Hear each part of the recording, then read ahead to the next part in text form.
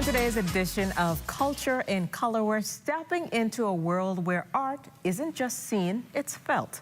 We're talking bold colors, big emotions, and storytelling that pulls you right in. This is expression with edge, energy, and a whole lot of soul.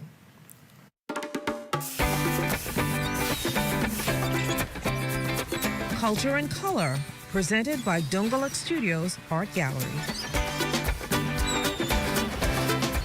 And at the center of this vibrant universe, emerging interdisciplinary artist Matthew Rahming. His new exhibition, Sons of David, explores identity, legacy, and the complex dualities that shape our lived experience.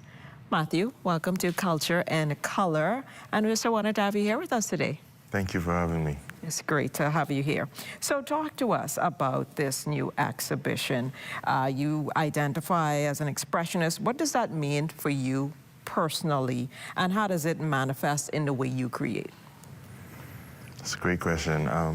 For me, that means that the first thing that strikes me about the work, or the thing that should be most prevalent in the work, is the emotion. It's the feeling of things. If I'm looking for reality, I'm looking for a real emotion more than anything, yeah. Okay, so you've spoken about introspection and identity and observations as key parts of your process. So can you take us into your space of creation? What is the beginning of a Matthew Rahming piece? What does that look like?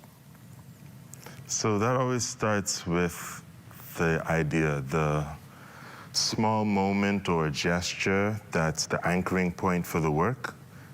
Sometimes it's something from a conversation, so maybe it's a turn of phrase because you know, sometimes we as Bahamians, we know how to put one word right next to the other, and it makes sense. It makes sense. It just gives you that feeling that cuts straight through inside, past everything you're trying to pretend to make it.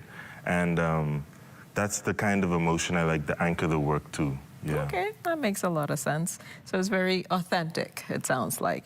But your art carries striking duality. So for instance, you may have violence and fragility, or tensions and beauty.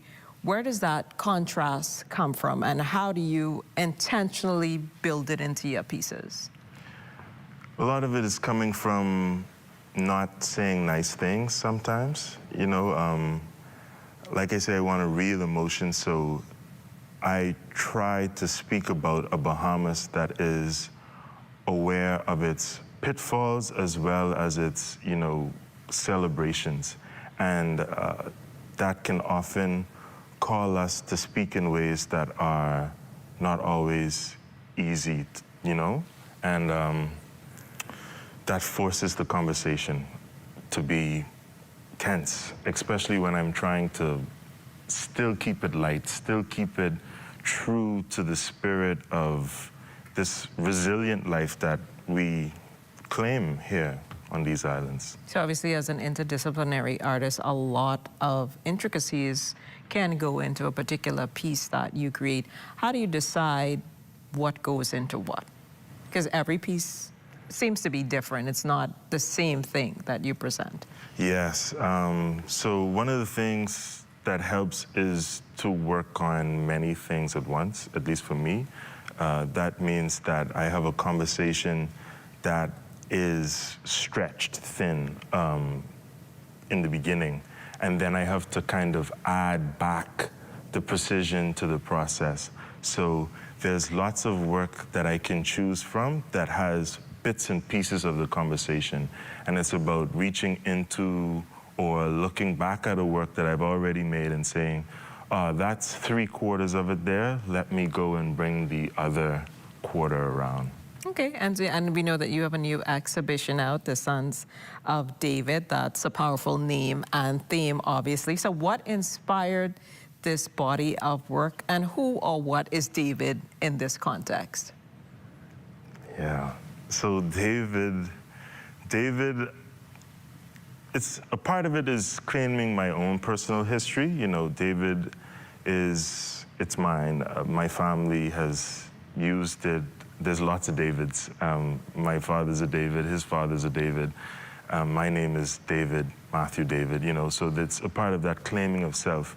But in what I understand about the biblical David, I think there's this wide story of restoration, of faithfulness, of missteps, but of coming back to the place where you're supposed to be.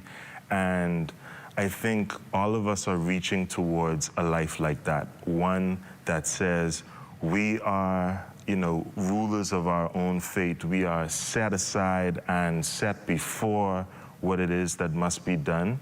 And if we slip, we have strength enough to carry through. So I would love to claim that as well. That's beautiful. So what perspectives then or conversations do you hope that persons that view the exhibition take away with them when they look at the pieces that you've created? I hope that they can see themselves in some way. I think that we're always looking at some distant version of ourselves when we're interacting with other people. And I like for us to push to see that humanity in each other. I hope that the work does that. So what would be the point that you want them to take away with them? You hope that they see themselves, but what you hope when they leave, what do you hope that they remember about you and the exhibition?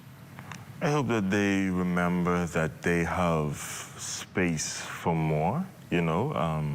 I think that even the things we don't like about ourselves can draw attention to something that's an opportunity for possibilities and take us past what we are into new existences, you know.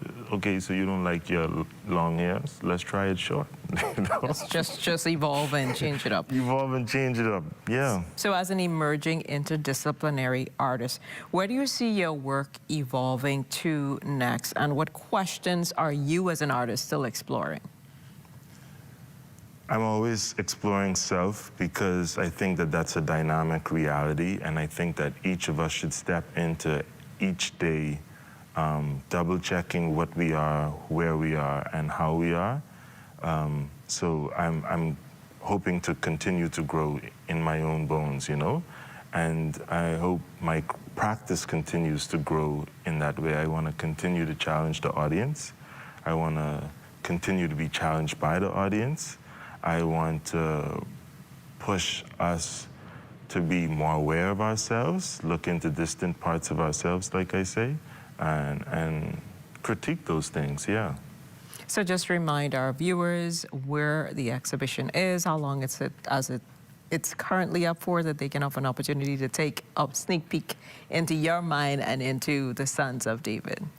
So the exhibition is currently up at the William C. Allen Gallery, which is at the Central Bank on Market Street. It's open Monday to Fridays from 9 to 5. And it's open to the public free of charge, so you're welcome to go in and view the exhibition. Yeah, and it's going to be up through until February, yes. So it's a long time. A good time. Something to check out. Sounds good. Definitely. Well, Matthew, thank you so much for sharing your vision with us on Culture in Color, and I'm sure our persons are going to be excited to check it out. Thank you for having me. Well, we cannot wait for the world to experience this new chapter, as we mentioned, from Matthew. But stick around. After the break, our wrapping guru is showing us how to turn even the most awkward gifts into holiday masterpieces. Stay with us.